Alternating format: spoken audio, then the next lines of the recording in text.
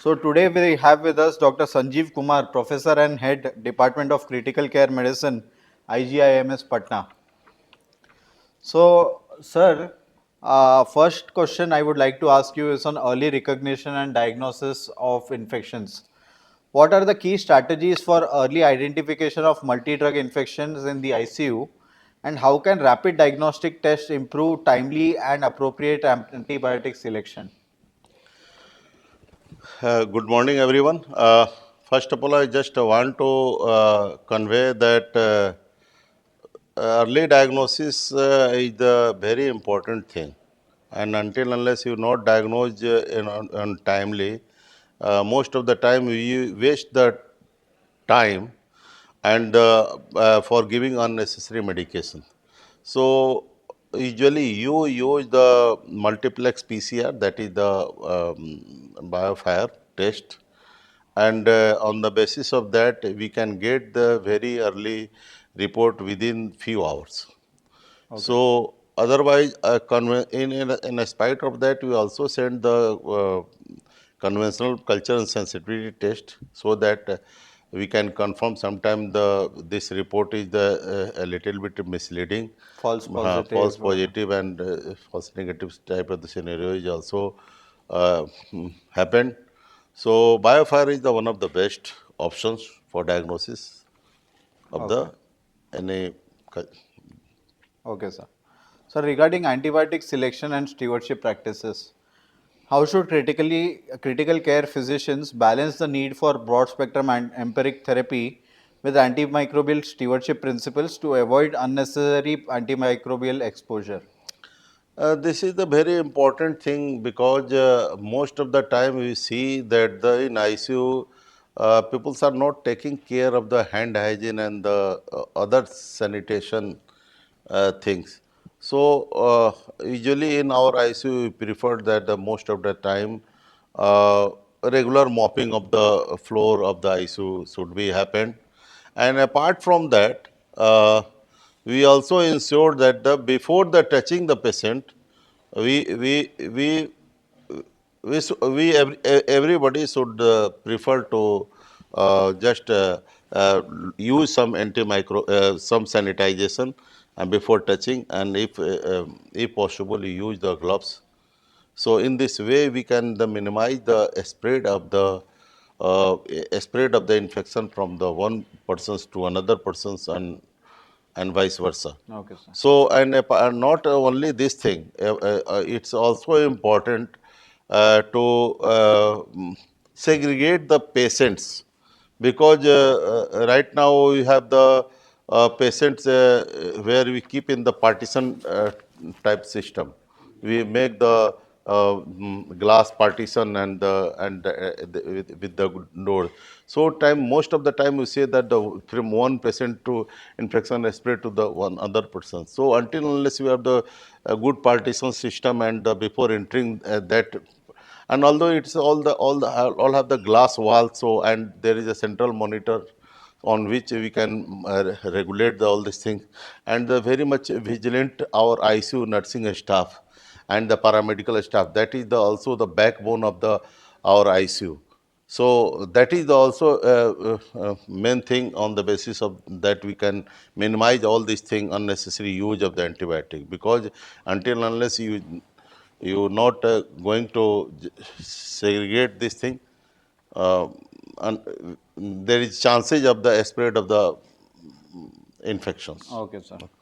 Regarding role of new and emerging antibiotics, with the approval of newer antimicrobial agents like beta-lactamase inhibitors, cefiderocol, and novel tetracyclines, how should ICU physicians integrate these options into clinical practice? Actually, in spite of all these things, sometimes we see that the patients come from the various hospital, and they are exposed from the so many antibiotics.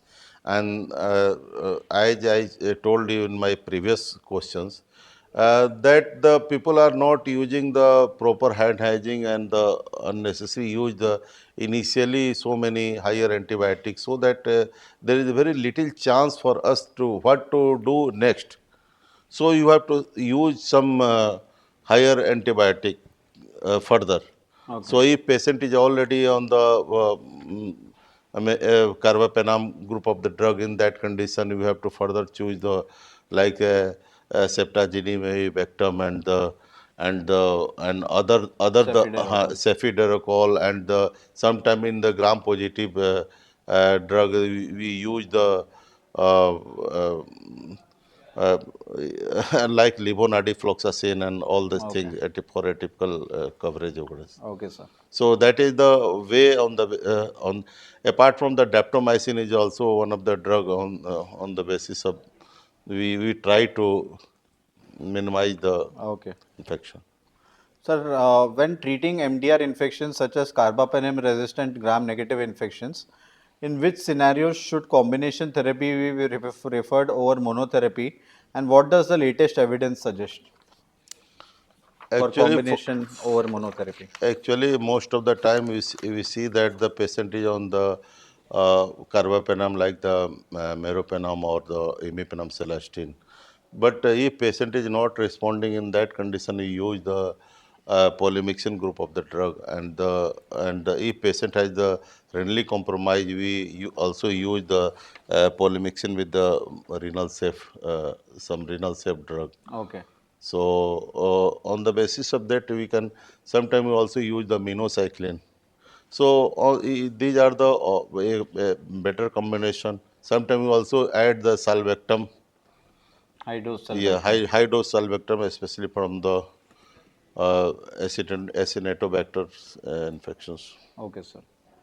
Sir, regarding managing difficult to treat pathogens, how should clinicians approach the treatment of infections caused by pan-resistant organisms like extensively drug-resistant Acinetobacter, then Candida auris infections when limited treatment options are available? So these are the condition where we become very much helpless. So we have the hardly any option to treat.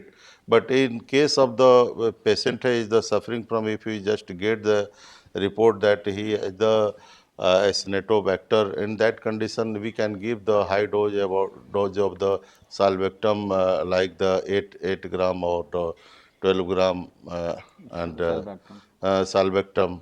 So apart from this, we also use the some combination therapy so that we can. It depends upon the culture and sensitivity test and biofar test. So on this way, we try to minimize and sometimes we also use the if a patient is coming in the initial stage of the sepsis, in that condition we use some immunomodulator drug. So recently, a few pharmaceutical company has launched some sorts of the immunomodulator. So which is also going to help, like the heat killed Mycobacterium W, that is the Sepsivac. Sepsivac. Sepsivac, and that is also we have recently done one study, and that is showing the promising result. Apart from this, thymosin alpha 1 has also good drug that shows the effective role in the COVID era. So these are the tools. On the basis of that, we can minimize this such type of the problem. Okay, sir.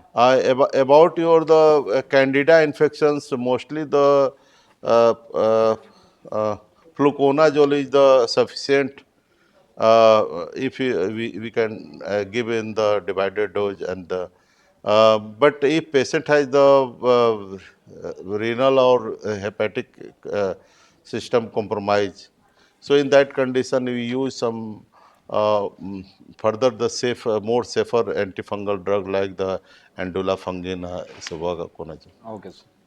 Sir, my last question for this session. Once an MDR infection is identified and initial broad spectrum antibiotics are started, what are the best strategies for de escalation and how can physicians safely narrow therapy without compromising patient outcomes? That is the also very important thing that once we start, so we also think we should also know that when we have to stop. when we have to just take break, when we have to stop, slow our vehicle. It is important. So most of the time we see that the patient is then sepsis and the lot of the infection. And in so basically, what usually you see that the patient is a lot of the infusions, and we give the noradrenaline and like vasopressor agent and vasopressin, and some fluid, some monitoring, and we see the ventilatory parameters. So all these are give us the clue on the daily round only. You see all these things. Just Yes. on the basis of that parameter, we can decide the where patient is going. If patient has the daily higher the NORAD infusion rate, so it's mean that patient is going to deteriorate. We are Yes. going to increase the vasopressin. We are going to the increase the rate of the noradrenaline. We are so patient is swelled and whole body is like the sarka. So in that condition, we cannot going to de-escalate the. But if on the other side, patient has the lower going down the his NORAD infusion level, and the vasopressin and the other even fentanyl is also going to uh, decrease, and the patient's BP is also maintaining. All other vitals are going to the settle down. There is no fever. Yeah. So in that condition, we have to think that now this is the right time that we have to minimize, we have to cut short some medications, not the main medication, but the gradually the we have to sort it out all these Yeah. things. And on the basis of that, we can, if the no doubt count is also important thing. So WBC count, that is the what are the level of the WBC. So that count is also going down. Fever is establishing. Some urine output is improving. So these are the parameter on the basis of the we can decide the in better way. Yeah. So, I would like to close the session now. And thank you, Dr. Sanjeev Kumar, for your wonderful insights on this topic. Thank you.